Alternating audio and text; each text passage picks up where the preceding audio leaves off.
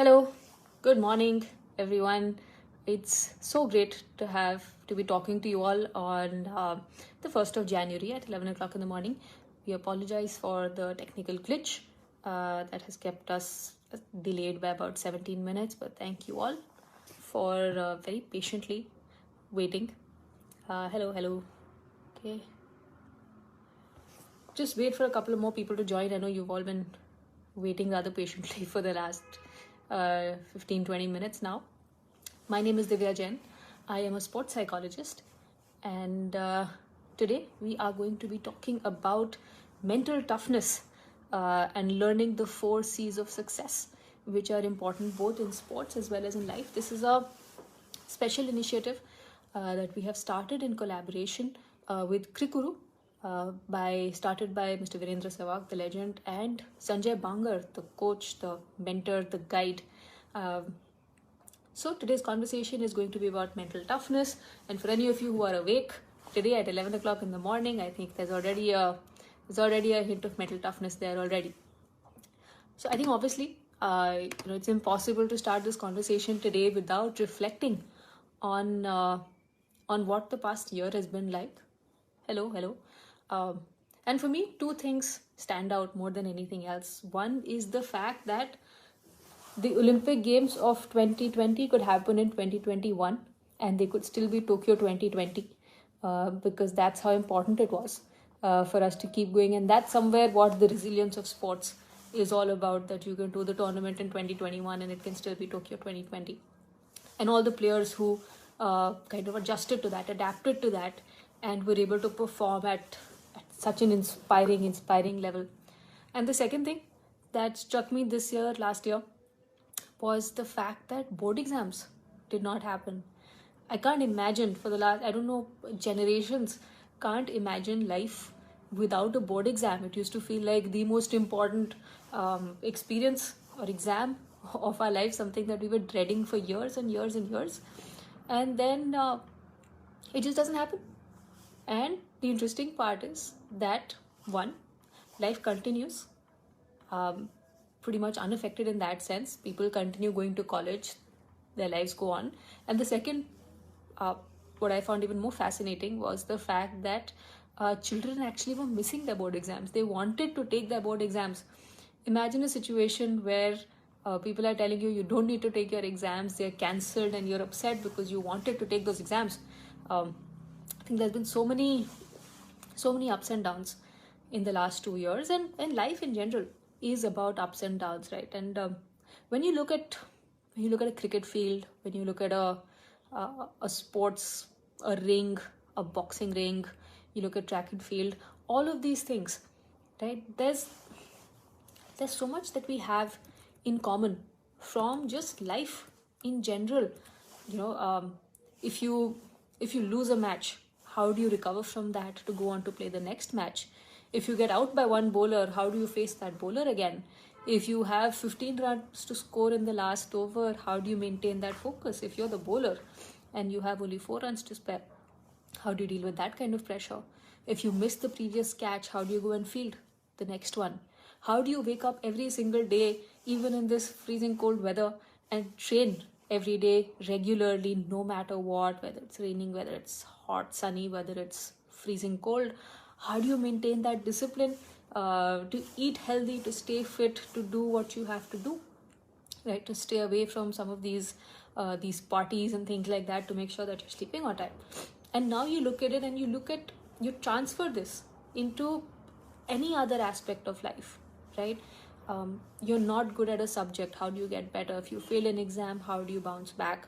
If you have a presentation to make, if you have an interview, if you have to talk on stage, how do you deal with the pressure of so many people watching you?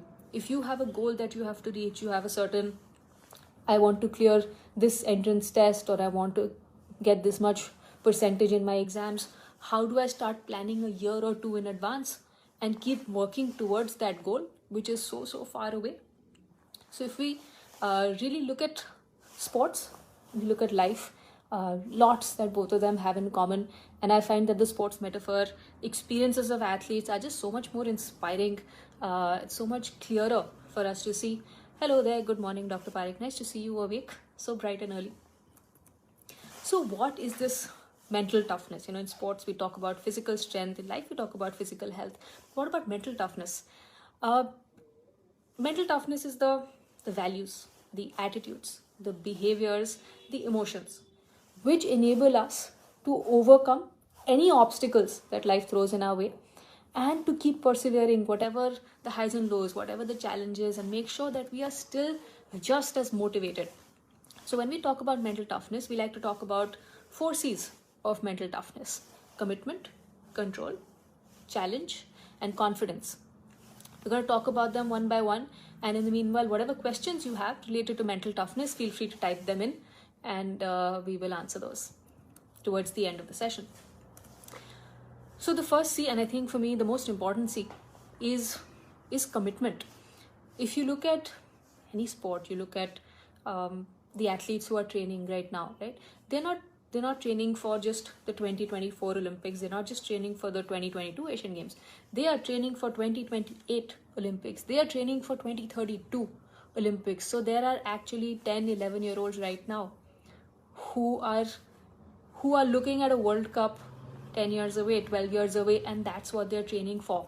How do you keep yourself motivated? How do you keep yourself committed to actually be able to persevere for that long, to be able to finally get the reward that you want? So commitment, a strong desire for success, the willingness to be able to push yourself, overcome setbacks, and just keep on and on and on going. If you look at the athletes that are real role models for us, right?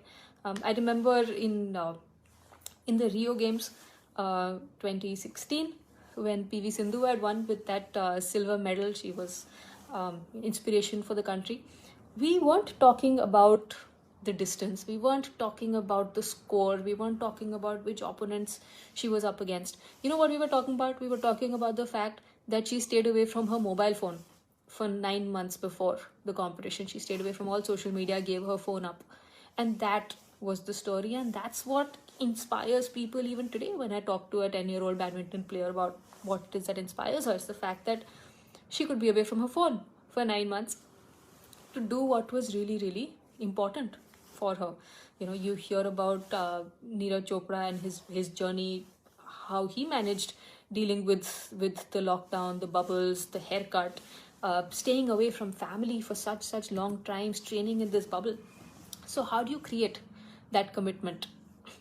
Most important is to have a vision for yourself. You need some idea of a goal, something that's really, really important to you, that's important enough to you internally, not because someone else has said so, but because it's something that I really want to do. This is how I want to see my life. Without having that goal post, you won't know where to hit the ball. Without knowing where the wickets are, you don't know where to hit the ball. So you need to know, you need to have that vision of what it is that you really want to achieve. The second thing you need is, how do you get to that destination? So the goal, the vision is the destination, but the journey is the values that you have. So what kind of a player would you want to be seen as? Do you want to be seen as someone who's hardworking? Do you want to be seen someone as who's a team player, as someone who's honest, who's dedicated, who doesn't give up? In life, what kind of student do you want to be seen as? What kind of friend do you want to be seen as? Do you want to be the one who's has a great sense of humor? Do you want to be seen as the one who's always loyal? Do you want to be the one who's always honest? So what are your core values that don't shake no matter what the situation is? Even if you look at the pandemic last 2 years, right? We've been relying on our values. There is so much that's been very difficult, and yet we have seen so many moments of goodness, so many moments of positivity, of people going out of their way to help each other out. That's the only way that we've survived together. It's because of the values that we have, and it's important as all of you move further in your career, in life, to have that core value that is going to move forward and define you. Good morning to everyone who's joining in right now. For me, as far as sports is concerned, something that we don't give a lot of importance to, but probably the biggest marker of success, is our ability to tolerate temporary discomfort for things that are really important to us. usually any kind of discipline requires us to be a little bit uncomfortable. Even when I wake up every morning, I have to wake up a little bit earlier to do my workout. And every morning when I wake up, I feel like snoozing my button and feel like canceling my session for that day, thinking, oh, आज नहीं कल कर लेंगे, आज छोड़ देते हैं, कल रात को ठीक से नहीं सोए, ठंड है, this that. Mind keeps making up excuses all the time. But the key is, I know that if I can tolerate that discomfort of just those 2 minutes, get out of my bed, get changed, I know that I will really appreciate the fact that I actually did that class. Or even when you're running, even when you're studying, right? You want to watch TV instead. You want to pick up your phone instead. You're bored, you're tired, you are sleepy. But if you're just able to tolerate that discomfort for a little while longer, so that you're able to achieve your long-term goals, that is commitment. And of course not giving up. There's a colleague of mine, this lady I was talking to, and she was talking about how, if there are no highs and lows in life, it's going to be a flat line. There's going to be no excitement there. So just don't give up, no matter what kind of challenges. Even if an exam gets cancelled, even if you're not able to clear something at one point, even if you're really tired, even if you feel like this is not working out the way that you wanted, just do not give up if that's something that you are committed to do. The second C that we will talk about today is control. Control means the skill to focus on the things that matter. If you hear people talk, people will complain about traffic, people will complain about the weather, people will complain about their teacher's mood or their boss's mood, people will complain about date sheets, people will complain about the pandemic and the social distancing that we have to do. There are a lot of things that we complain about. But now if you really look at it, are any of these things that we can actually control? And you'll find that none of these things that we tend to complain about, that we spend so much time worrying about, are actually not in our control, right? So my boss's mood, unfortunately, not in my control. The date sheet to an exam, not in my control. The timing for this session for today at 11 a.m., not in my control, right? So let's divide what are the things that you can control and what are the things that you can't. The result of an exam, not something you can control. Coming first, not something you can control. I remember when I was in school, I used to always come second, right? There was this one boy who used to always score just like 2-3 marks more than me, and no matter what I did, he used to come first and I used to come second. And then he got a scholarship and he went to some other school in some other country, and I was really happy that he had left and finally I would get a chance to come first. And then before I knew it, another girl joined, and she always used to get 3-4 marks more than me. She used to always come first, I used to always come second. Not my control. So if another person leaving changes my result, right, that's not something that's in my control, and therefore not really something that I need to worry about, something that I can focus on. What I need to focus on is in my effort. What are the things that I am doing if I want to come first? How many hours am I studying? What kind of discipline do I have? How am I sleeping? How well am I understanding things? How am I problem solving the situation? So effort is in our control, result is not. The past is not in our control, the future is not in our control. As much as we want to try and control these things, we keep saying, oh, I wish this had happened, or oh, I hope that happens, but frankly, not in our control. What is in our control? The present moment. What am I doing right now is the only thing that I can change. The third thing you can't control is the situation, right? You may be about to win a match and then it rains, and then Duckworth Lewis comes in and suddenly things are off and it doesn't go your way. The pitch is not something that goes your way. You've been training all these years, and then for an exam, and then there's a lockdown and that exam gets cancelled. Situations oftentimes are not in our control. What is in our control? Our attitude. If I've been given a difficult situation, how do I deal with it? A lot of times players complain about having a difficult job, right? Not in your control, but besides not being in your control, the opportunity to get to play someone who's better than you is the best thing that can happen to you. Will you get better if you play someone who's a level below you, or will you get better if you play someone who's a level above? We want to get better. We want to keep moving up that level. But yet we're scared of those difficult situations. Situations not in our control. Our attitude towards those situations is what matters. Even look at this pandemic. It's been very similar for a lot of us. Yes, some people have been very agitated, frustrated, and yet some have used this opportunity to learn new things. We have all these people doing headstands on Instagram. We have people who are learning to cook new things, who are learning new languages, and some people are getting frustrated because they aren't able to move around, do the things that they would otherwise do. The situation is the same for both. The attitudes are different, and that's what is changing how people cope. So how do you build control? You focus only on the things that you can control. You accept the things that are not in your control. You reevaluate distractions. What are the things that are important for me? What are the things that are distracting me? How can I keep those away? Largely means your relationship with your smartphone, right? We call it a smartphone, but how smart it's making us or how much it's taking away our smartness is questionable. We'll find out in a few years, I guess. Be prepared for change. Change is something that's going to keep happening. Last 2 years, change has happened so fast. It's been so clear for us to see. But even if it happens slower, even if things happen, change is a part of life. So don't just hold on to how things used to happen many years back, how you wanted things to be. Things will change. Things will be uncertain. Learn to adapt really quickly. Right? Pitch changes, range changes, timings change. The bowling attack that you had prepared for is not what is coming your way. Adapt to it really fast rather than complaining about what you think it should have been like. The third C is challenge. Challenge means viewing pressure and competition as an opportunity to thrive, mistakes as opportunities to learn.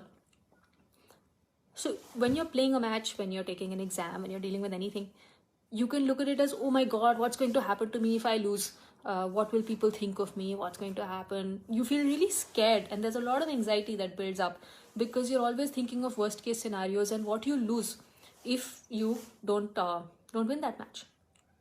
Or you can think of it as a challenge. What are the things, I really enjoy playing this sport. This is what I really want to do. I'm going to beat that. I'm going to get a 90%. Rather than being scared of that question paper, I'm going to show the teacher what I know. You bring it on. Whatever question you give me, I will have the answer for it. Going with that opportunity that you want to challenge the teacher rather than being scared of that result. That's what's important. Enjoy the challenge of being tested. Enjoy the challenge of wanting to be better every single day than what you were before. Keep learning. There's so much to learn in your own field. There's so much to learn. In psychology also, I keep feeling like the more I learn, the more I don't know, and it creates a little bit of anxiety sometimes, affects our confidence a little bit sometimes. But I think that when I realize that there's lots more I don't know, I feel like, okay, at least I'm reading something. That means, and don't let the fear of failure stop you, because failure, you'll just keep learning. If you listen to what Michael Jordan says, I failed, I don't know, 200 something times, and that's why I succeeded, right? When you look at Thomas Edison and his light bulb, right? He doesn't say I failed 1,000 times. He said I learned 1,000 ways of not making a light bulb. And you'll see this with every athlete that you work with. One interesting thing I heard when I was listening to actually an interview of the great Virendra Sehwag was that if he got out once and then he played the same bowler next time, he used to think that now the odds of that bowler getting him out again are zero, because the one chance that he had, he's already taken. So there is no chance that he's going to get this person out again. And so he went with that sense of challenge rather than being scared because, previous time I had lost to this person. So that's just another way of adjusting your mindset to be able to cope with the challenges that come our way. And as we move towards the last C, if you all have any questions, please feel free to share them and we'll answer them at the end of the session. The fourth C that we will be talking about is confidence, the belief in our ability to work hard and succeed. Self-belief is so important. And if you want a lesson, if you want a masterclass in self-belief, watch Muhammad Ali, the boxer, in action. One of my favorite quotes of his is he used to say that I am the best, and I used to say that even before I knew that I was the greatest. And that's the kind of confidence that you look at. When you're entering the ring, the body language that you have is so important. When you're going in for an interview, the body language that you have, do you look like someone who's going to crack this? Do you look like someone who knows what they're doing? Or are you someone who's scared? Are you looking down? Are your shoulders hunched back? Are you fidgety? So the body language that we have in sports especially is going to be something that it inspires confidence in you, but it also scares the other player. I remember I was working with a couple of boxers a few years back, and this team from another country had come, and there was one person who was just doing a headstand, and they were doing a headstand non-stop, and all of these players got so scared that how is this person doing a headstand for like a minute or two in the middle. And the only idea was to intimidate other people, because frankly, what is really the value of doing that a day before or a couple of hours before your match? But that's the kind of communication that was there. That's the kind of fear that this person was able to instill in the other person. So with a lot of these combat sports, with a lot of these activities, just the way you walk in, half the match is already won. And it's the same even in terms of any other, you're going up on stage, you're going for a presentation, you're going for an interview, any of these interactions, the body language you have is going to matter. So how do you build your confidence? You celebrate your wins. If you look at any player who you idolize, right? It can be a cricketer, it can be a tennis player.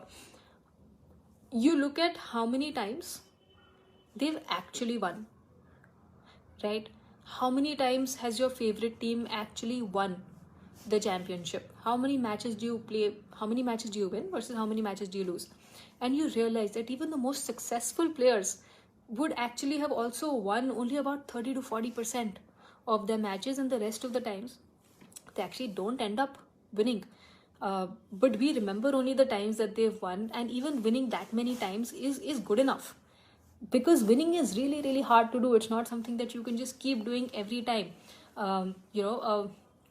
These players, whether you're talking Smriti Mandhana, you're talking about Sehwag, Sachin, whatever, you don't score 100 every time you go onto the pitch, right? But that 100 out of so many innings is also good enough, because that is good enough, and you need to celebrate your wins. Just a fun fact, Sachin Tendulkar scored a 0 in his first one-day international, and do you know how much he scored in his next one-day international? It was again a 0, and yet he had the confidence, and the team had the confidence to make sure that he kept going, and that's how he was able to build his career. The second thing you need to do is bat to your strengths. A lot of times we focus more on our weakness, and what's important is that, yes, while the weakness needs to be improved so that other people can't catch on and it doesn't become a problem, we need to bat a lot more to our strengths. Do the things that you are good at, rather than the things that other people expect you to do, rather than things that your friends are doing, or rather than the things that are your weaknesses. So if you're a batsman, focus on your batting. Don't focus on your bowling. Don't focus on other things as much. Look at what is the strongest point in you and work towards that. The third thing you need to do is believe in your ability to succeed.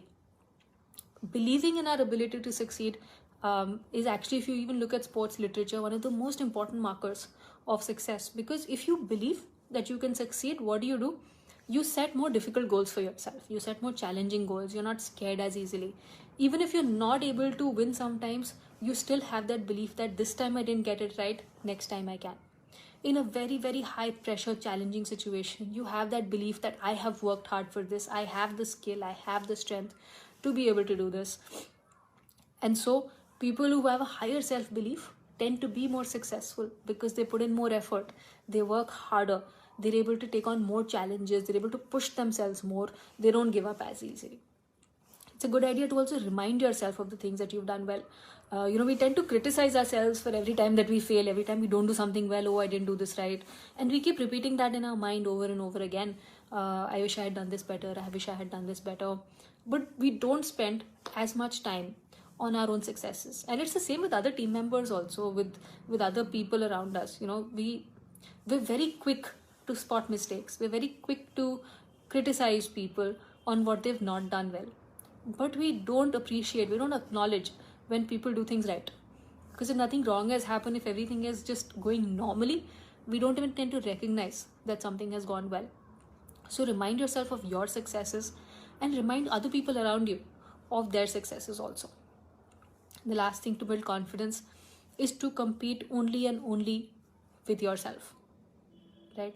If a Virendra Sehwag would compare himself to a Sachin Tendulkar, you would not have a second Sachin Tendulkar, and you would also not have a Virendra Sehwag, and we would have lost a great batsman. And it's the same with any two great players. You can't compare them because they all have their own different strengths. And if you start comparing yourself to other people around you, you will lose out on the things that are important, that are good about you, and you'll try to start conforming to other people, letting go of your strengths, trying to be something else, and that's really just never going to let you succeed.